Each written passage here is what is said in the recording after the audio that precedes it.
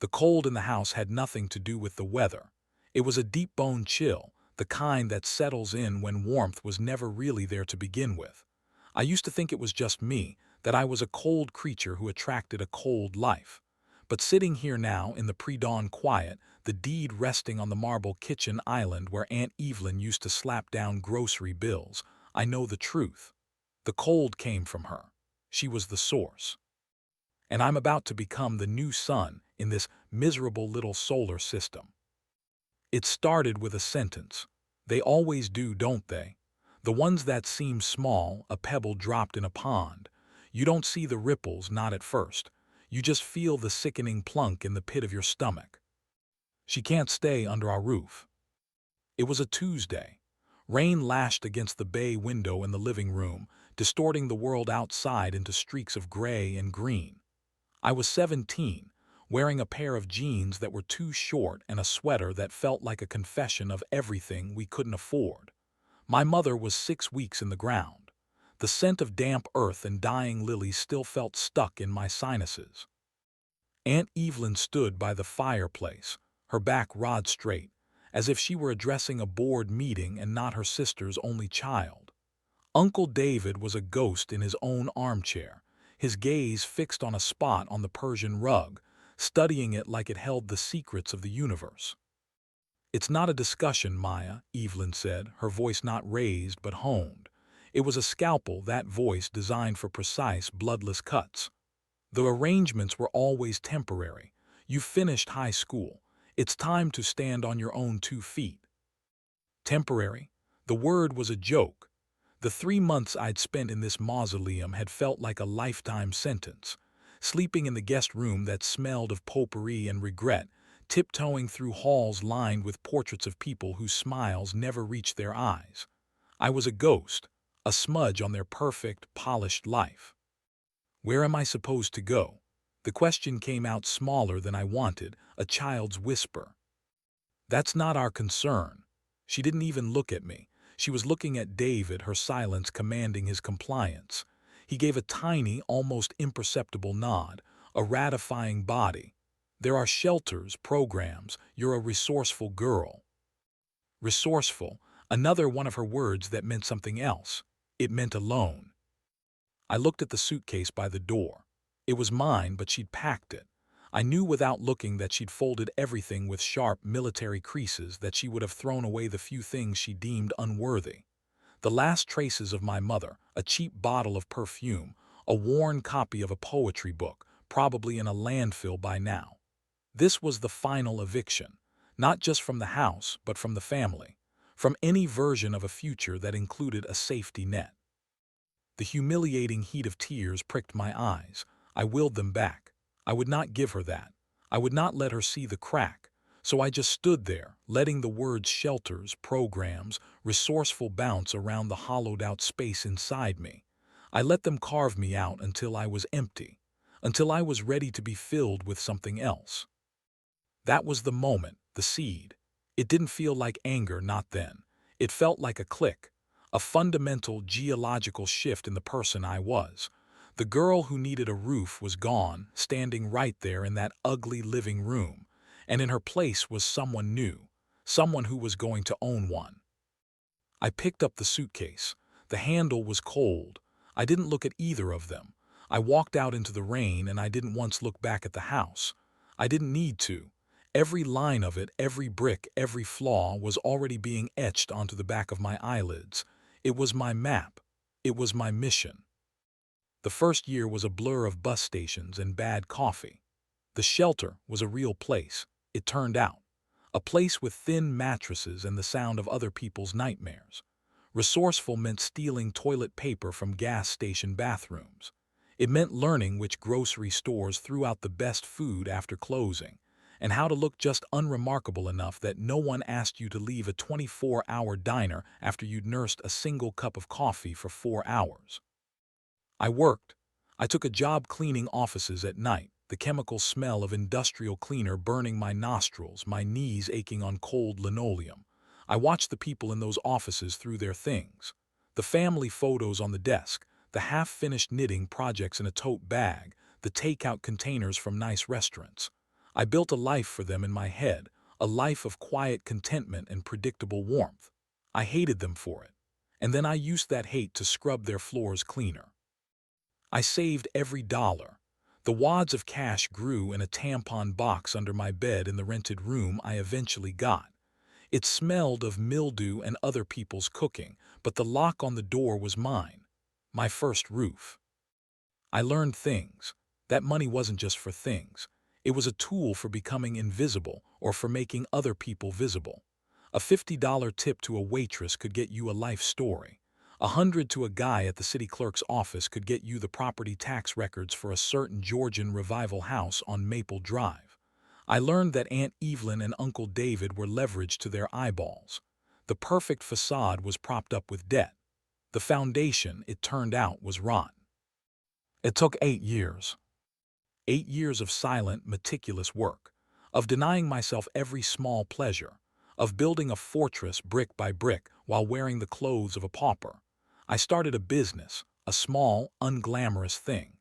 I curated vintage furniture, finding pieces in dumpsters and estate sales, restoring them, and selling them to the very kind of people who used to look through me. I was good at seeing the value in things everyone else had thrown away. I never drove by the house. I didn't need to. I had the tax records. I had the foreclosure notice that was sent to them 6 months ago. I had the listing from the bank, the photos of the interior that I studied like a religious text. There was the crack in the living room ceiling, shaped like a bird in flight. There was the ugly brass chandelier in the dining room, still there.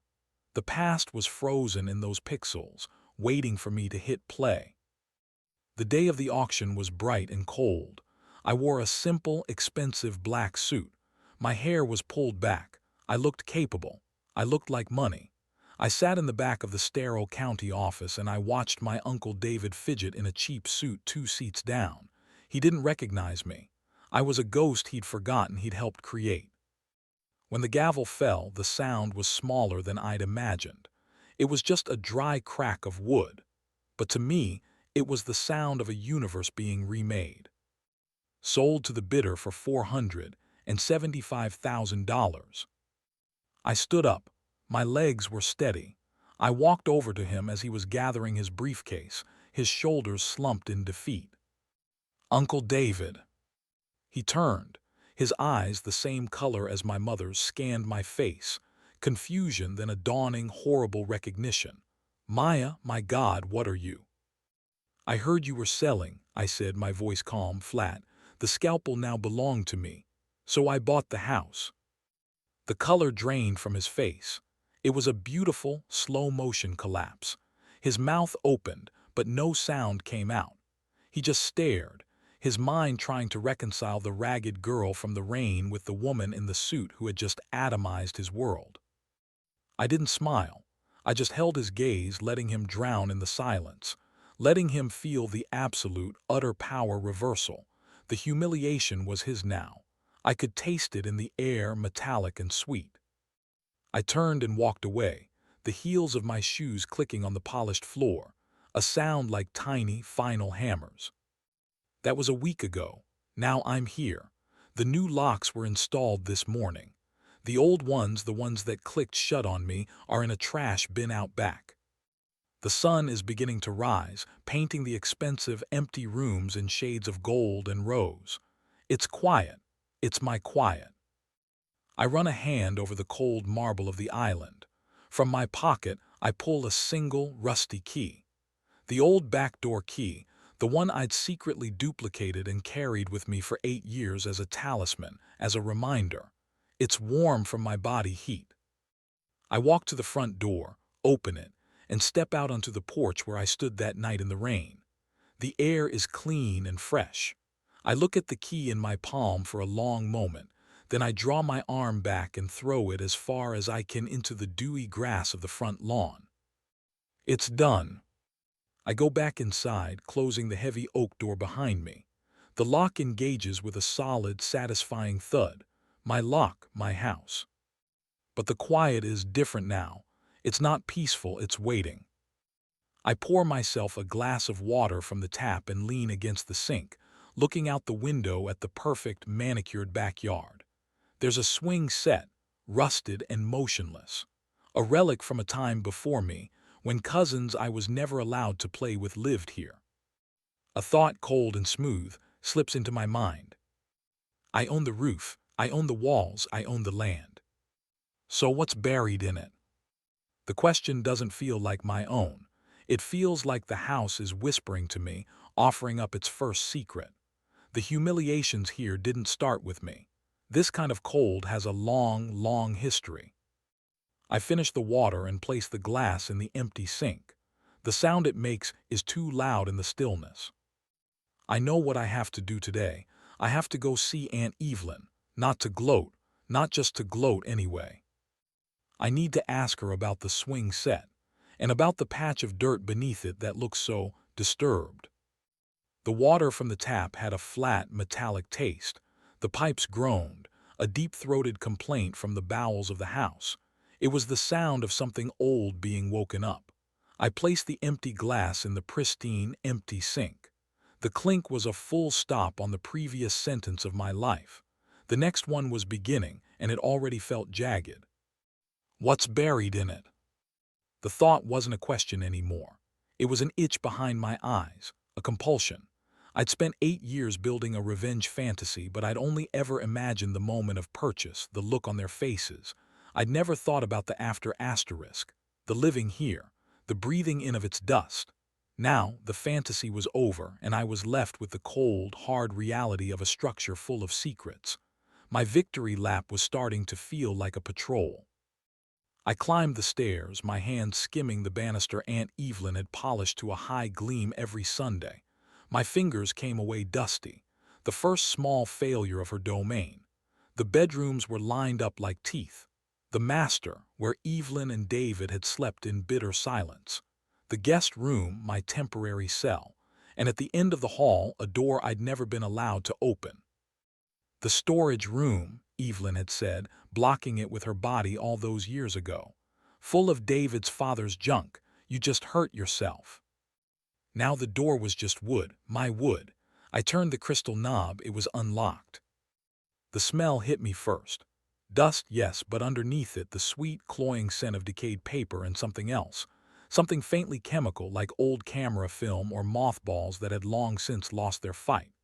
A single, grimy window let in a shaft of light, illuminating dancing motes of dust. The room was a chaos of shrouded shapes, a dressmaker's dummy, a stack of leather suitcases, a tarnished trumpet case. But my eyes were drawn to the far wall. Leaned against it, shrouded in a yellowed bed sheet, was a large, rectangular object. A mirror, a painting. I crossed the room, my footsteps muffled by the thick carpet of dust. I reached out and pulled the sheet.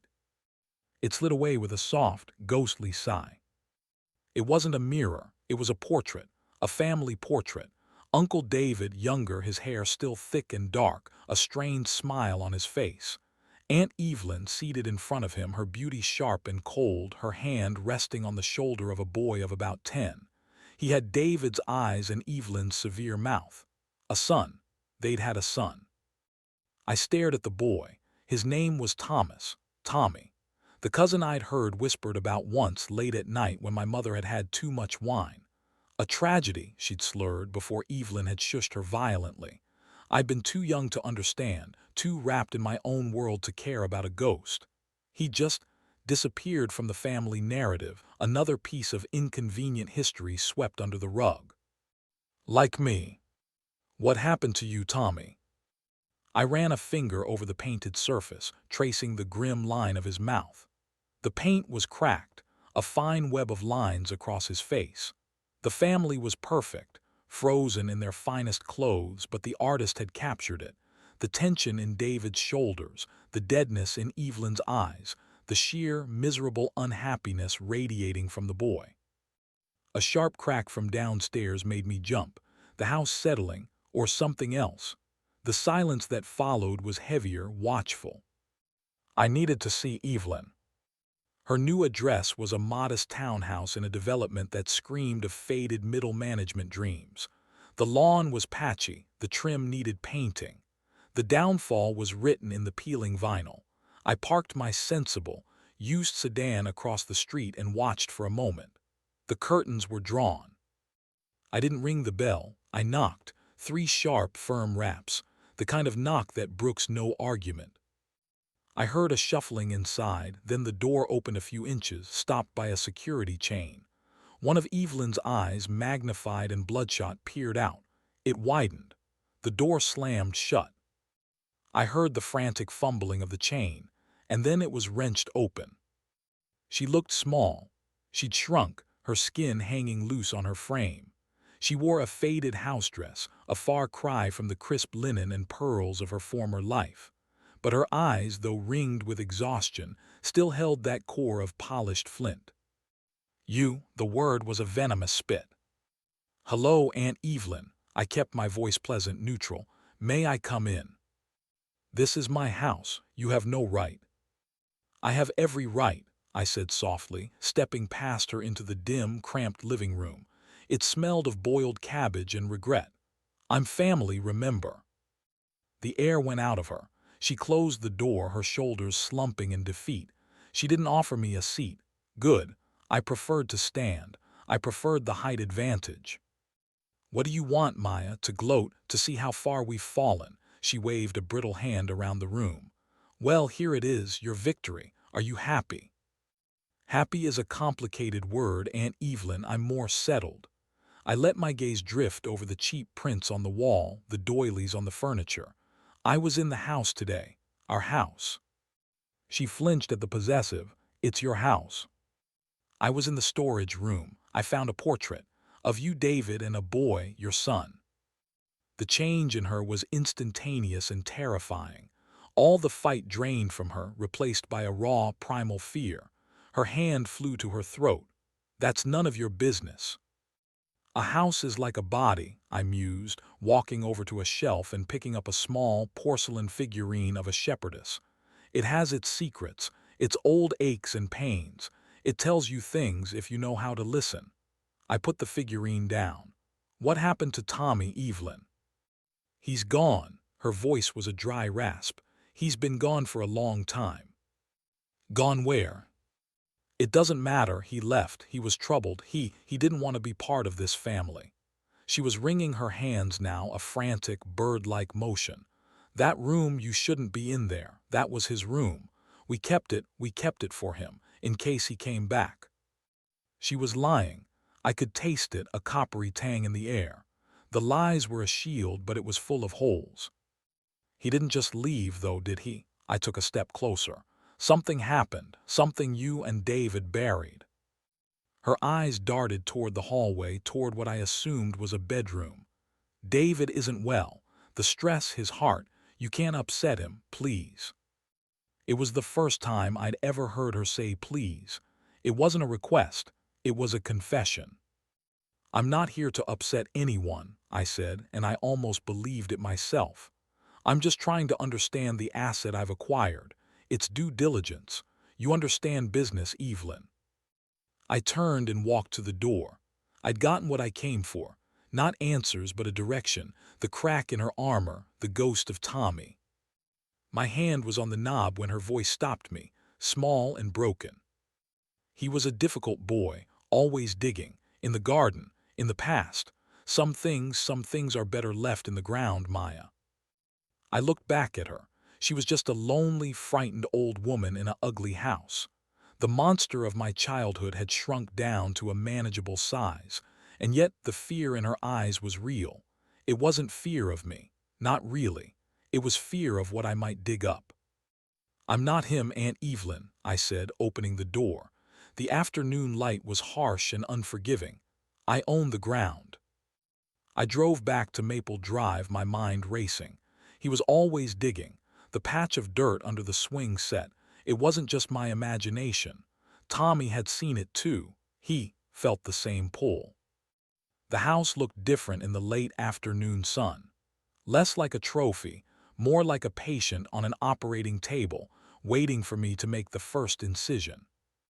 I went straight to the garage, rummaged through the leftover junk of the previous owners, and found a rusty trowel and a heavy-duty flashlight.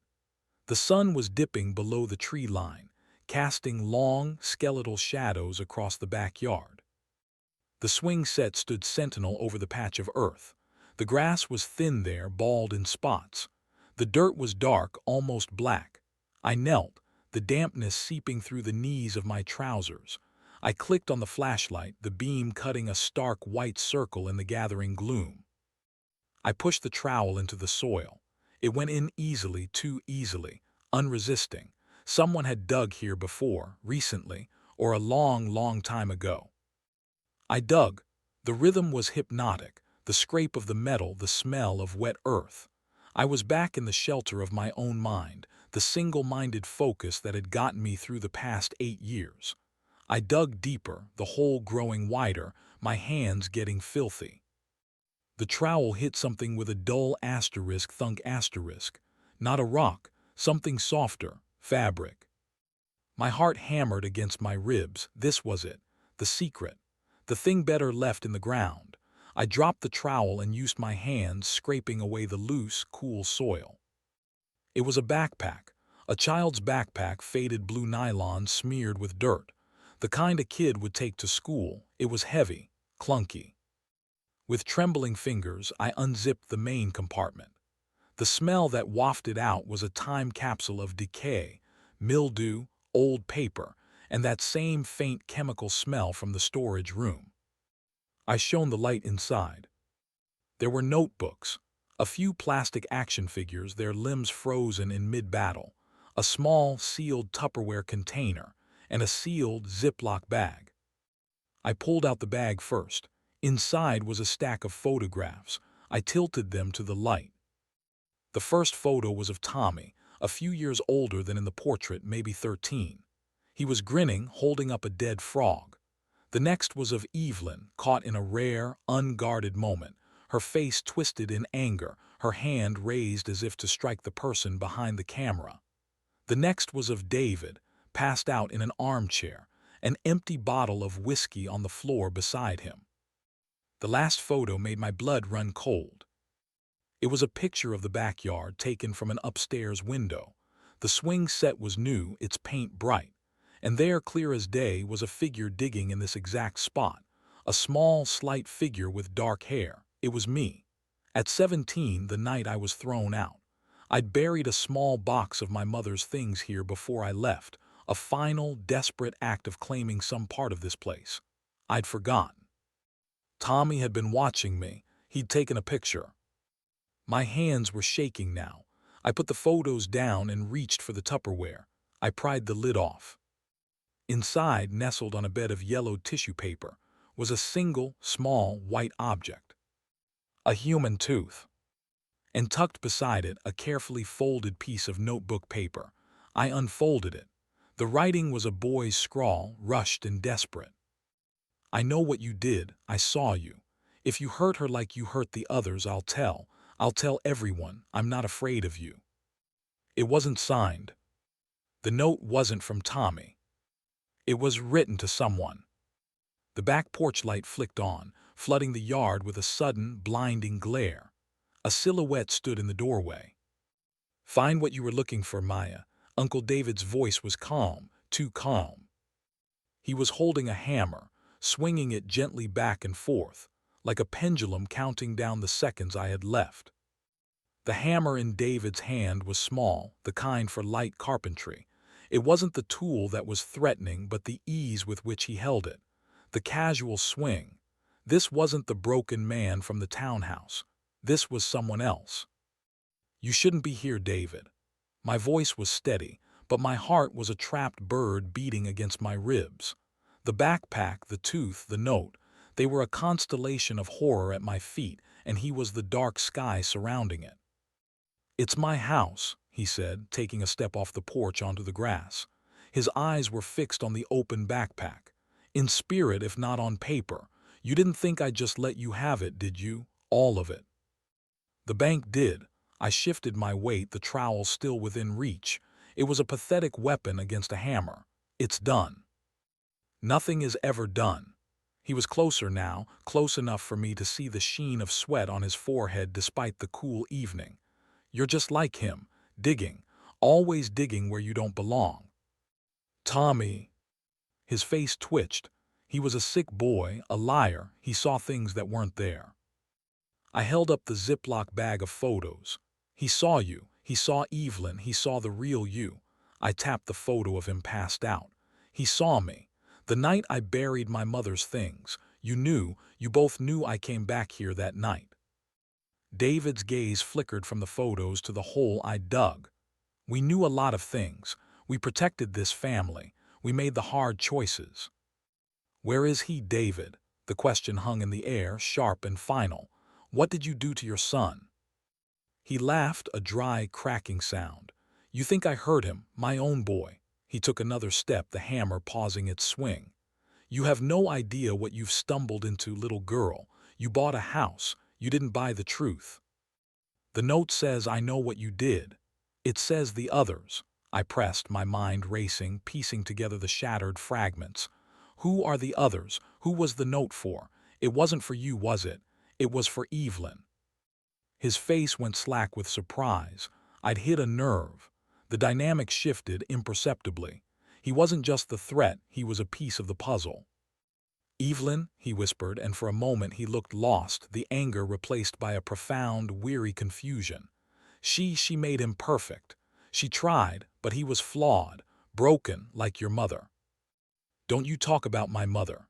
The words were out before I could stop them, laced with a venom that surprised me. Why not? She was weak. She couldn't handle the world, just like Tommy. Evelyn, she can't handle flaws, she cleans them up. His eyes were distant, looking at a past only he could see. She said it was an accident with Tommy. She said he fell.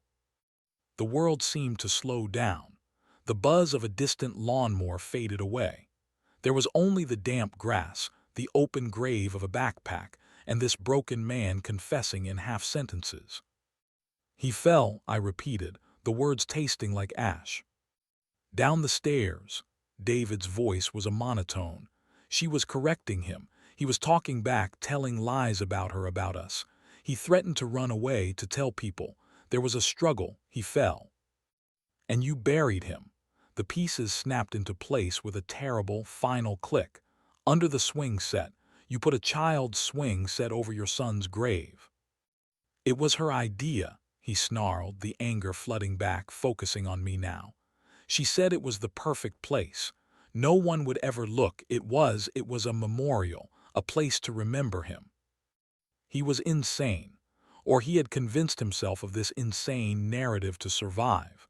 The tooth in the Tupperware, a trophy, a keepsake, a piece of evidence Tommy had managed to hide before his own mother killed him.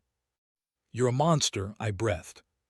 We're all monsters, Maya, he said, and now he was close enough for me to smell the stale coffee on his breath. The hammer rose, not in a swing, but a promise. You think you're different. You bought the house your cousin was buried under. You dug him up for revenge. You're not the hero of this story. You're just the latest chapter. He was right. The humiliation, the triumph, the power reversal, it was all built on a child's bones. My revenge was a gothic horror story. I didn't think. I moved. My hand closed around the trowel and I lunged upward, not at his body but at his face. The rusty metal caught the light, a fleeting, dull flash. He flinched back, startled by the sudden movement. It was all the opening I needed. I brought my knee up hard between his legs. He grunted, doubling over, the hammer falling from his grasp into the soft grass. I didn't wait. I scrambled backward, my hands grabbing the backpack, clutching the evidence to my chest. They'll know now, David, I shouted, my voice raw. Everyone will know what you and Evelyn did. I turned and ran. I didn't run for the street. I ran for the house. My house. I slammed the kitchen door shut and twisted the deadbolt, my breath coming in ragged, sobbing gasps. I leaned against the door, listening. I heard a low, guttural moan from the backyard. Then silence. He was still out there. I looked down at the backpack in my arms. It was real. It was all real. Tommy was in the ground and his parents were monsters, and I was now the sole keeper of their terrible secret. The power I had felt hours earlier was gone, replaced by a cold, creeping dread. This wasn't triumph.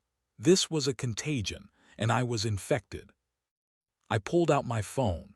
My thumb hovered over 911. But what would I say? My uncle is in my backyard and I think his son is buried under the swing set. It sounded insane. And the evidence, a child's backpack, a tooth, a cryptic note, it was circumstantial. It was a story. A story a vindictive niece might make up after stealing her aunt and uncle's house. David and Evelyn would deny it. They would say I was unstable, obsessed. They would point to my past, my mother's instability. They would bury me in doubt. The humiliating truth washed over me. I might have the deed, but they still had the power. The power of a respectable past, the power of being the adults in the room. The power I thought I'd reversed was an illusion. A soft tapping sound came from the kitchen door. Tab, tab, tab. Not a fist, something lighter, metal on glass. I slowly turned, my heart in my throat. Through the window in the door I saw David's face. Pale, streaked with dirt. He wasn't angry, he was pleading. He held up the small hammer, tapping the handle gently against the window. Then he mouthed a single word, clear as day. Help! He pointed a trembling finger toward the backyard, toward the swing set. Then he turned and walked away, disappearing into the darkness. What was happening? Was this a trick, a new layer of the game? I stood frozen for a full minute, the only sound the frantic thumping of my own heart. The silence from the yard was absolute. Cautiously, I unlocked the door and opened it a crack. The backyard was empty. The hole was a dark maw in the twilight. The swing set creaked in the faint breeze. And then I saw it. Lying in the grass next to the hole was the hammer, and beside it, a single, old-fashioned key. I stepped out, snatching up the key and the hammer. The key was brass, heavy. It didn't look like a house key. It looked like it belonged to a padlock or a trunk. David wasn't asking for help for himself. He was giving me the next piece. He was leading me deeper. I looked from the key in my hand to the dark, silent house behind me. The house that held all the answers. The house that was now my prison and my purpose. The power reversal was complete, but it was not what I had imagined. The roof was mine. The walls were mine. The dirt and the bones and the secrets were mine. And the only way out was to dig them all up.